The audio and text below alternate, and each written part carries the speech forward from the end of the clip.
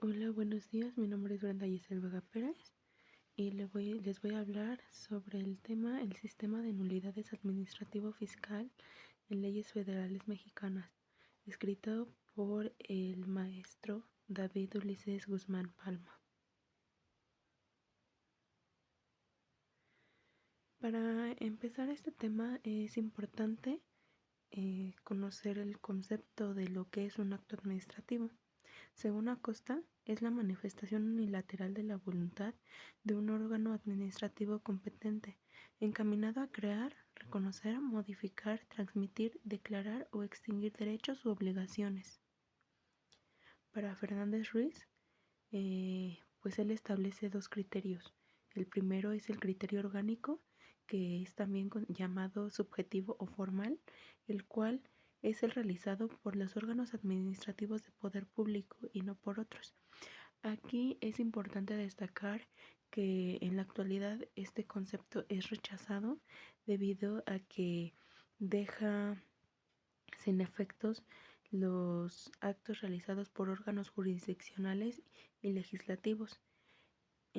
También habla sobre el criterio material, conocido como objetivo sustancial, el cual establece que es aquel cuya sustancia es administrativa, por lo que todos los órganos del poder público, ya sea administrativos, judiciales o legislativos, producen actos administrativos.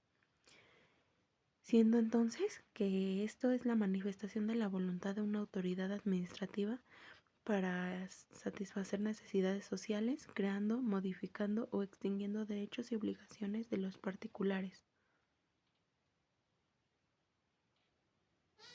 En el marco jurídico lo encontramos en el artículo 38 del Código Fiscal de la Federación y en el artículo 8 de la Ley Federal del Procedimiento Administrativo, así como en la Constitución Política de los Estados Unidos Mexicanos.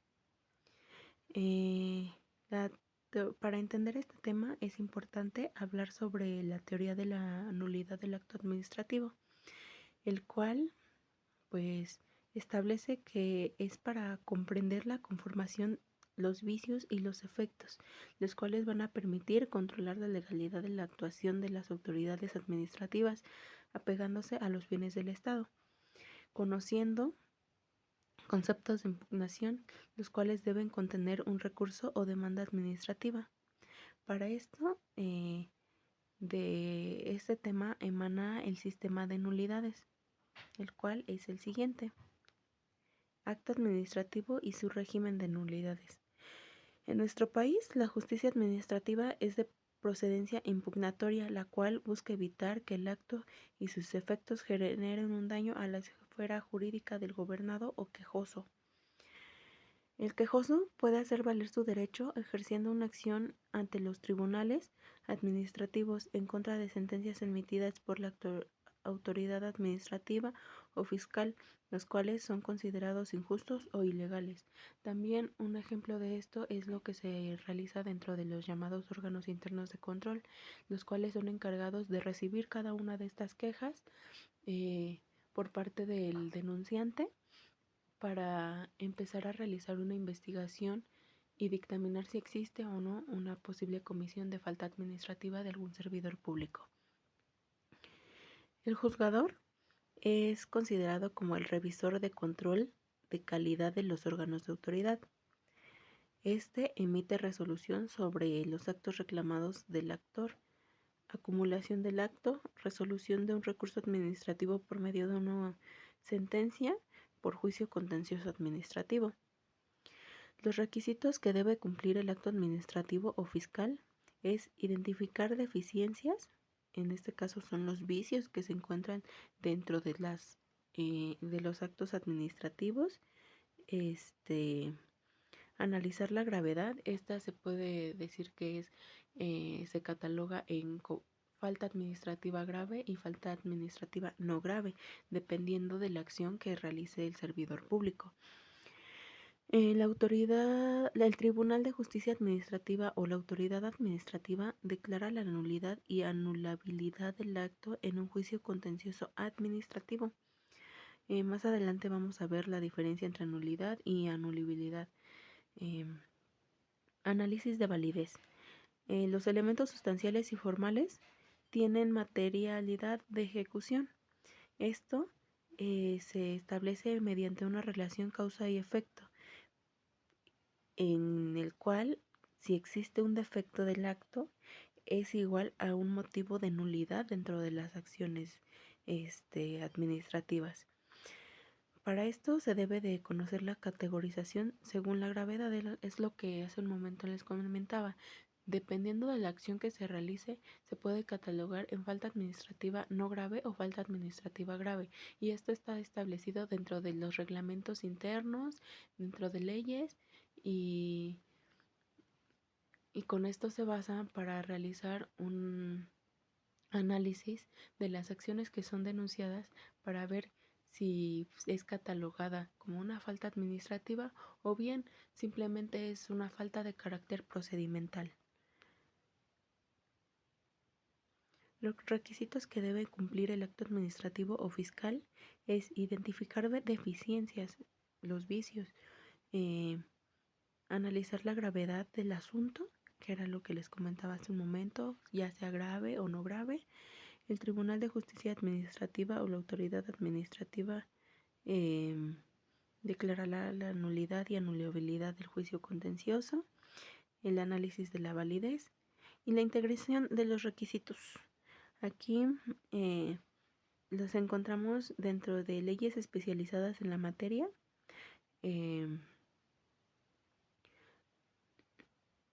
como la ley del procedimiento administrativo, entre otras leyes, reglamentos, como los reglamentos internos de las instituciones, manuales de funcionamiento, circulares, la Constitución Política de los Estados Unidos Mexicanos y los tratados internacionales en materia de derechos humanos. Debemos de destacar que aún existen casos donde el juzgador debe de realizar la interpretación de la hipótesis jurídica normativa con el fin de determinar el grado de nulidad o anulabilidad del acto administrativo. El orden para el estudio de la eficacia del acto administrativo es el siguiente. Primero se debe verificar la legalidad, esto es pues la irregularidad o la disconformidad jurídica. En caso de presentarse, se pasa al siguiente paso, que es la nulidad, que es la técnica procesal o sistema de acciones que permiten al juez declarar la invalidez del acto siempre y cuando concurran razones no invalidantes de conservación del acto, los cuales pueden conducir a la ineficiencia como sanción de carácter, ya sea formal y jurídico, siendo esta la nulidad de pleno derecho lisa y llana, o material, que es fáctica y funcional. La sentencia está establecida dentro del artículo 52 de la Ley Federal del Procedimiento Contencioso Administrativo.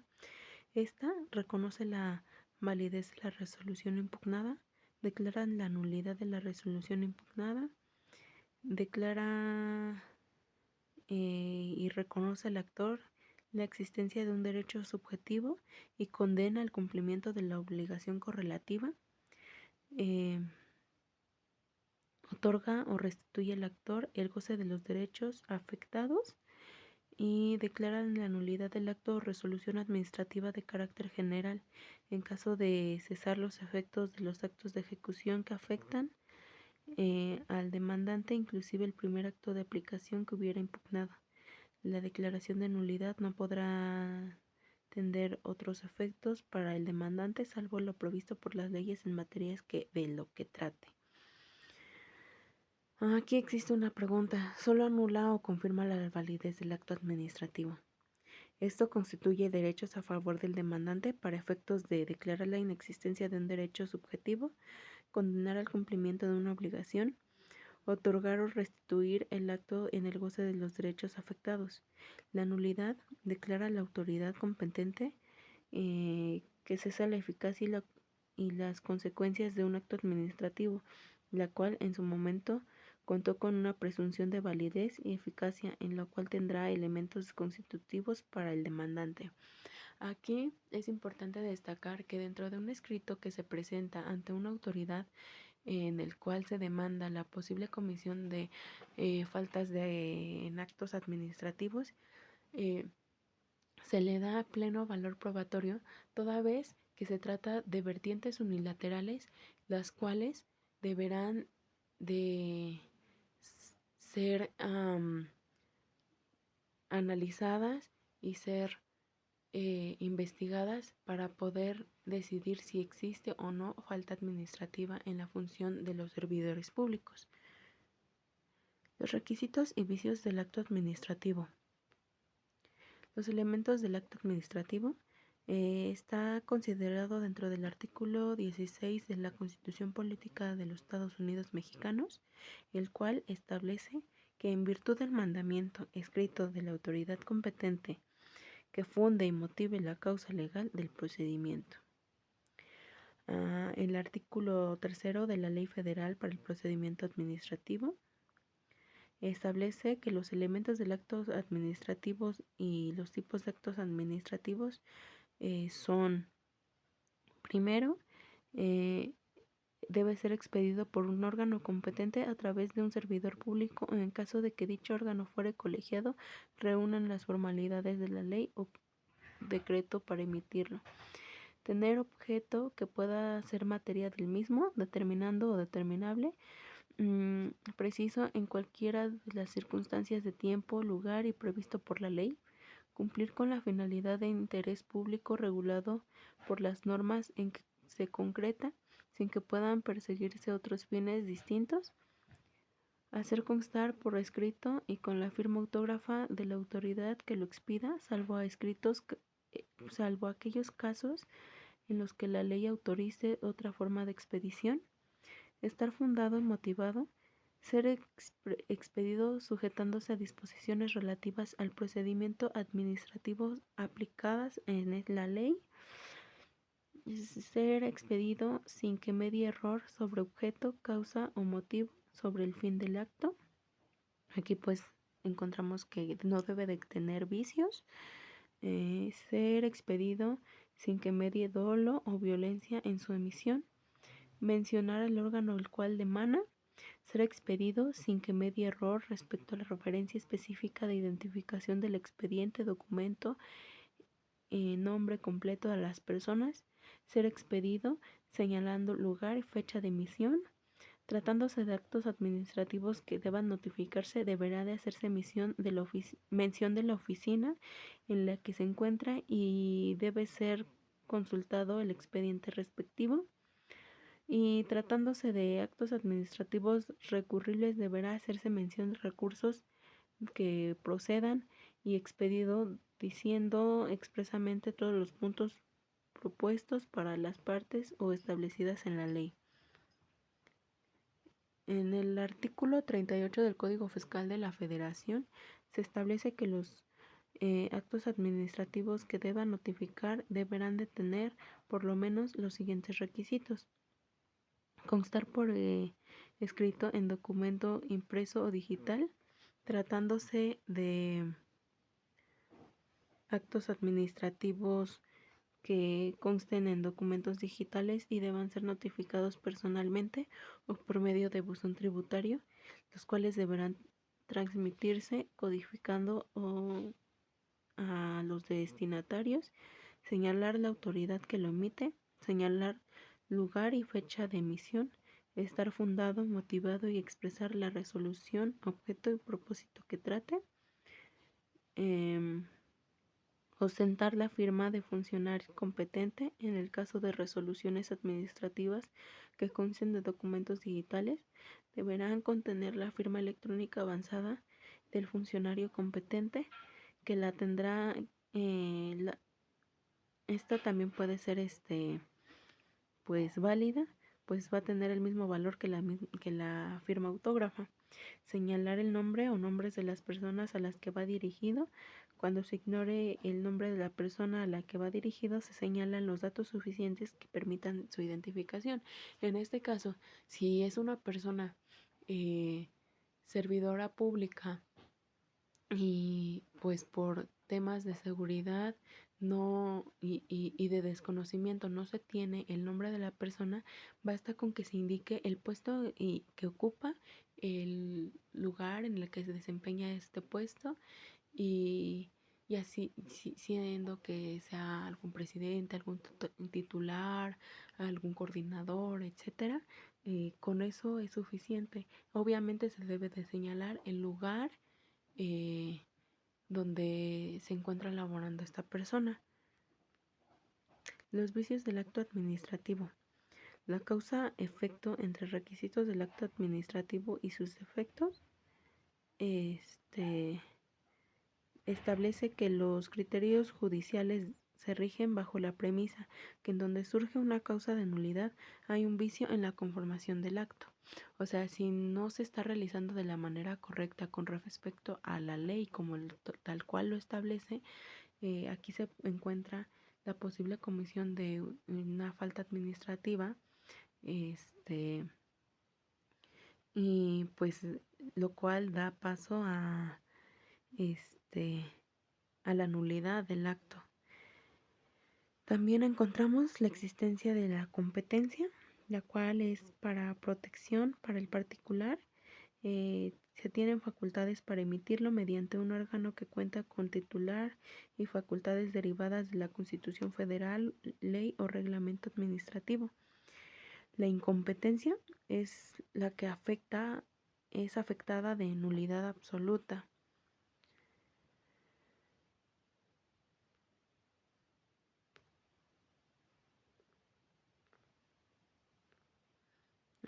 Aquí debemos también de mencionar que pues los siguientes son como las características que debe de tener el escrito para que no tenga algún vicio, que no se encuentre alguna posible nulidad dentro del acto. Primero es el objeto debe de ser congruente con las facultades y ser descrito específicamente. El fin del acto administrativo debe ser público. El escrito debe de ser escrito y firmado debidamente. La motivación y fundamentación debe de ser apegada a la ley. Debido proceso estando sujeto a normas sobre el procedimiento. Aquí pues se establece por medio de los reglamentos. Libre de error respecto a la finalidad del acto. No debe de haber dolo y violencia. Referir a la oficina para la consulta. Lugar y fecha de la emisión. Identificar el expediente. Señalar el recurso o juicio que puede impugnar el acto administrativo y la exhaustividad en cuanto al examen de la litis. La nulidad y anulabilidad, esta pues pretende demostrar la ilegalidad, acreditar la gravedad o el grado de afectación, deriva la imposibilidad de integración del acto a un ordenamiento jurídico. Las nulidades administrativas no dependen de cuál elemento del acto está viciado, sino de la importancia de la infracción del orden jurídico. Aquí pues sí se cataloga en grave o no grave. El artículo 7 de la Ley Federal del Proceso Administrativo establece que la omisión o la irregularidad de los elementos produce la anulabilidad.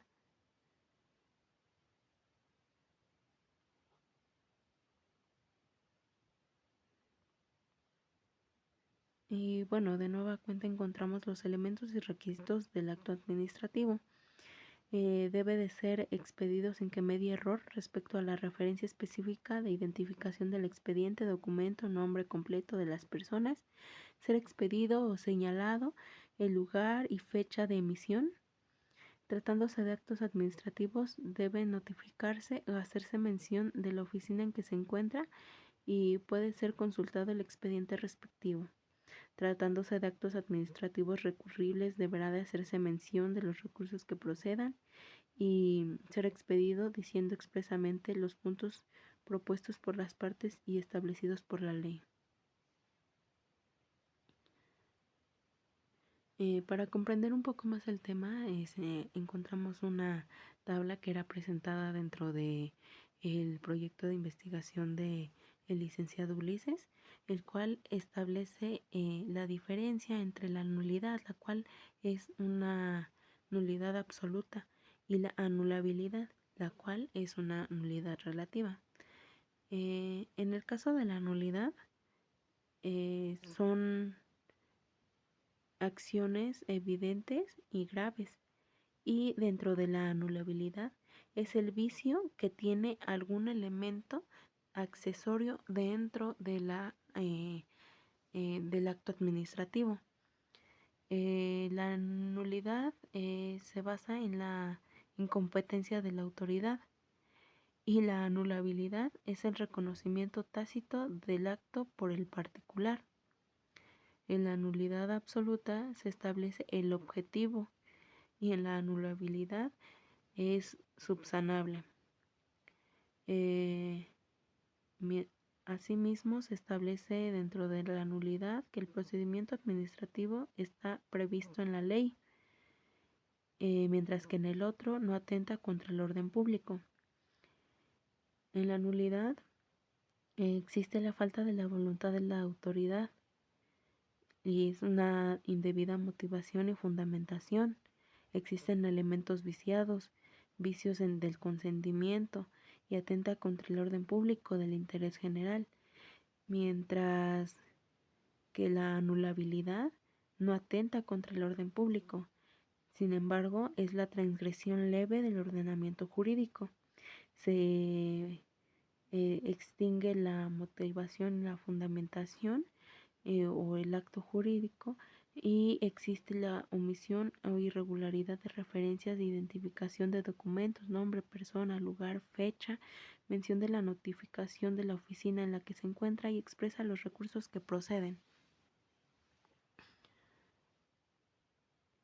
El acto declarado anulable se considera válido y goza la presunción de legitimidad y ejecutividad, y será subsanable por los órganos administrativos mediante el pleno cumplimiento de los requisitos exigidos por el ordenamiento jurídico para la plena validez y eficacia del acto.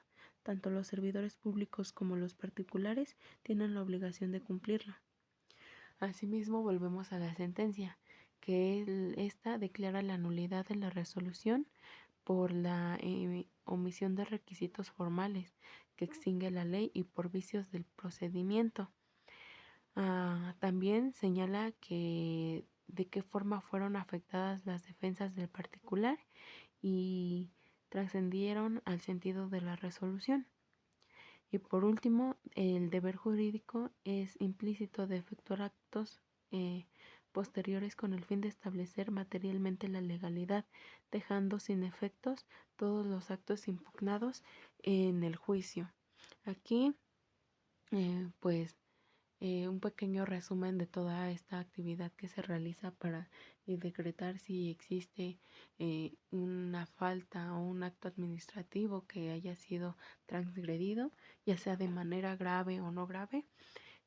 Pues se inicia siempre con la presentación de la denuncia o de la queja por parte de un particular en contra de un servidor público. Mediante este escrito, como se había mencionado anteriormente, se deben de realizar algunas menciones, por ejemplo, realizar y mencionar a qué autoridad se estaba refiriendo, si es un titular, por ejemplo, en la por mencionar un ejemplo, dentro del órgano interno de control de la Junta Local de Conciliación y Arbitraje de la Ciudad de México, me dirijo al titular del órgano interno de control. Aquí abrimos un paréntesis. Esta es la autoridad encargada de hacer valer y de constatar que realmente existe una falta administrativa, o si bien fue una falta meramente de carácter procedimental.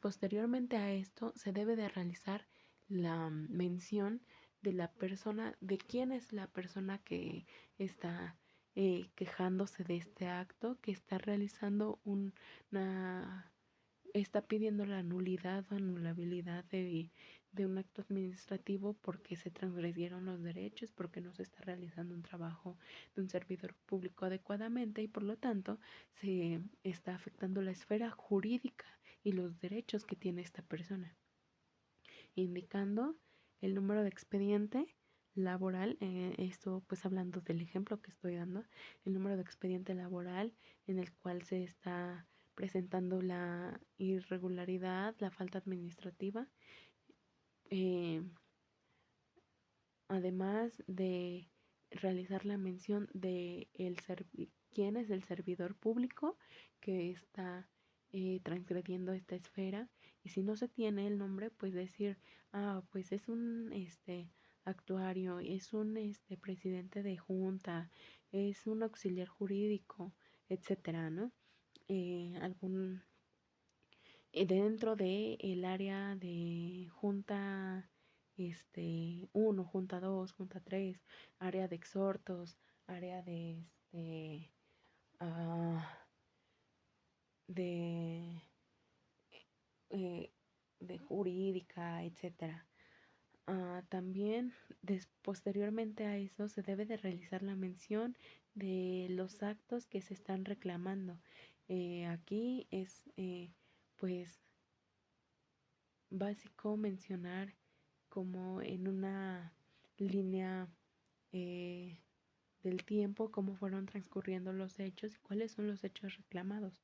Asimismo, pues plasmar las peticiones que se quieren y si se está realizando un acto, una falta administrativa, en el carácter de qué.